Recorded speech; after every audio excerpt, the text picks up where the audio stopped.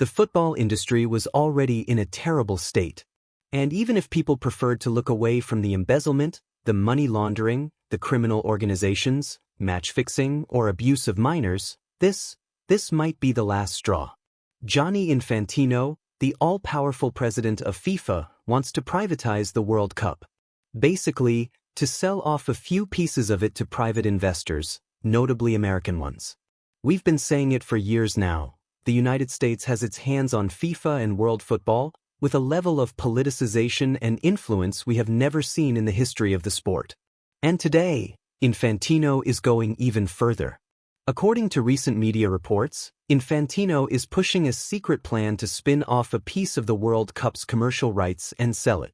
The reported deal values this new venture at over $20 billion. This isn't just about money, it's a battle for the soul of football. We're going to uncover this plan, expose the powerful figures involved, and reveal how it could change the world's game forever.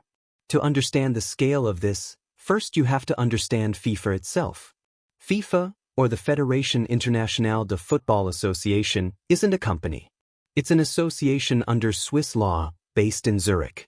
For decades, it enjoyed a special tax status as a non-profit organization.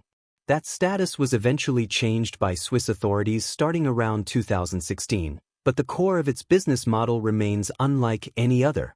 I want to remind you that FIFA is a non-profit association. So, how does the money work? Basically, the money comes from the World Cup, we're talking billions. Where does it come from? Mostly TV rights, which are the most important, but also ticketing and sponsors. This money arrives in FIFA's accounts. Then, FIFA says it redistributes this money through its development programs, like FIFA Forward. This money goes to the national federations. Each year, they can get a few million, depending on the programs and conditions. And why is this so important? You'll see the political dimension. These are the same federations that vote for the FIFA president. So, basically, I give you more and more money, and in return, you vote for me.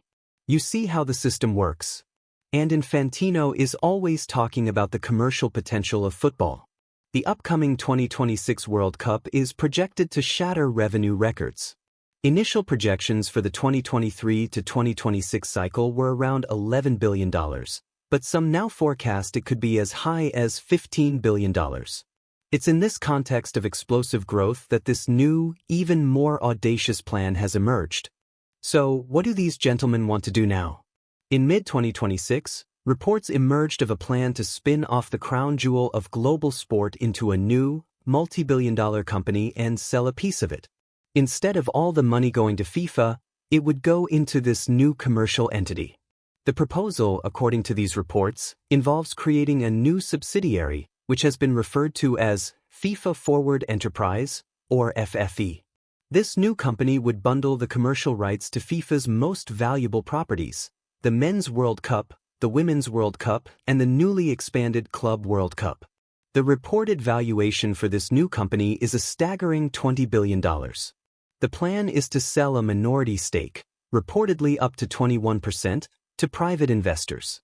This sale would aim to raise approximately $4.2 billion in an immediate capital injection. In exchange, these investors would own a piece of the revenue generated by the world's biggest sporting events. FIFA says it would retain majority ownership and sole control over all sporting matters. But I want to remind you, FIFA is a non-profit association. This is the exact opposite. So, they divert the money, claiming it's a commercial company that FIFA controls. This wasn't the first time Infantino had tried something like this. In 2018, he pushed a secretive $25 billion offer with Japan's SoftBank, a plan that failed after meeting fierce resistance from Europe. But this new plan is different. This time, the World Cup itself is at the center of the deal. And here is the kiss of death, so you understand the danger. In this new company, there would be a commissioner in charge of overseeing everything. He who controls the money holds everyone in his hand, we agree. FIFA says, don't worry, we'll manage this company. But reports suggest the commissioner would be Infantino himself, even after his FIFA mandates are over. This means Infantino could leave FIFA but still be the commissioner of the commercial entity that manages all the money. He would keep the power.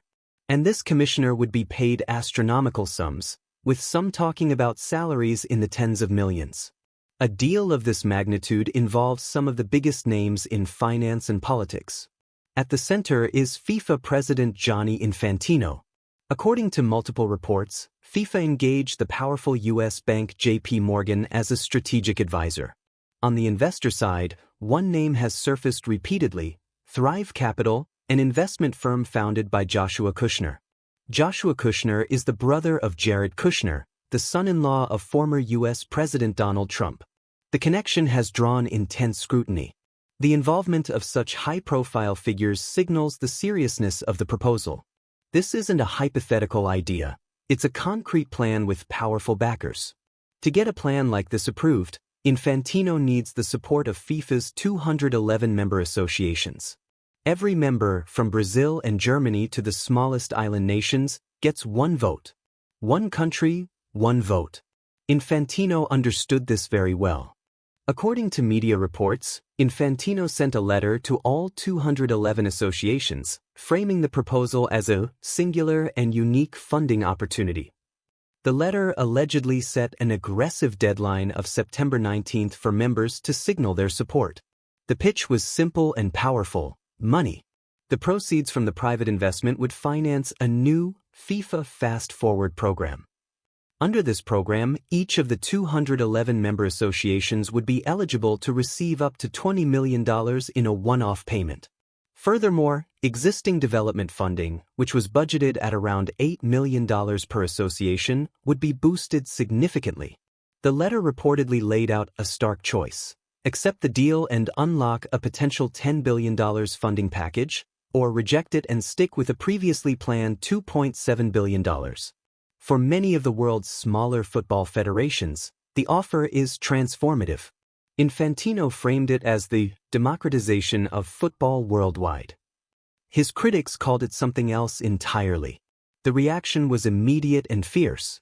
UEFA, the governing body for European football, released a blistering statement, declaring, "This crosses a line that football's governing institutions should never cross. The soul and governance of football are not assets to trade. None of us are the owners of football. It is not FIFA's to sell." The sentiment was echoed by others. The confederations for Asia, AFC, and North and Central America, CONCACAF, issued statements saying they learned of the plan only through media reports and expressed deep concern over the lack of consultation. The Board of European Leagues, which includes the Premier League, La Liga, and Serie A, firmly rejected the proposal, calling it reckless and divisive. Public figures also weighed in, with the mayor of Greater Manchester, Andy Burnham, posting that the World Cup is not a product, it was never anyone's to sell. Behind the scenes, the opposition was even more intense. Reports emerged that some European officials were considering a nuclear option, a potential boycott of FIFA tournaments. UEFA called an emergency meeting to coordinate a response, accusing FIFA of using an aggressive deadline to force the plan through. Faced with overwhelming opposition from Europe and a lack of consultation with other key bodies, the plan, as first proposed, appears to have stalled. No deal has been approved. But this episode is more than just a failed deal. It represents the central conflict of the Infantino era, a relentless drive toward commercialization, framed as democratization, clashing with the traditional view of football as a cultural institution. Infantino's strategy relies on the votes of the many smaller nations who stand to gain financially, creating a deep rift with the established powers in Europe. This brings us back to the fundamental question: who really owns the World Cup? Is it the property of a Swiss legal association to be leveraged and sold? Or does it belong to the fans, the players, and the nations who unite behind their teams? The battle over this plan was never just about the money. It was a battle for the future of football. It revealed a global game at a crossroads.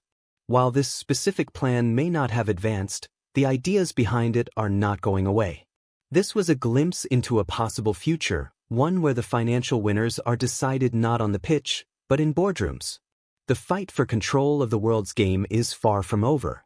If this opened your eyes to the powers shaping football, subscribe for more investigations. And let us know in the comments. Do you think FIFA has the right to sell a stake in the World Cup? It is more important than ever that people are informed of what is really happening.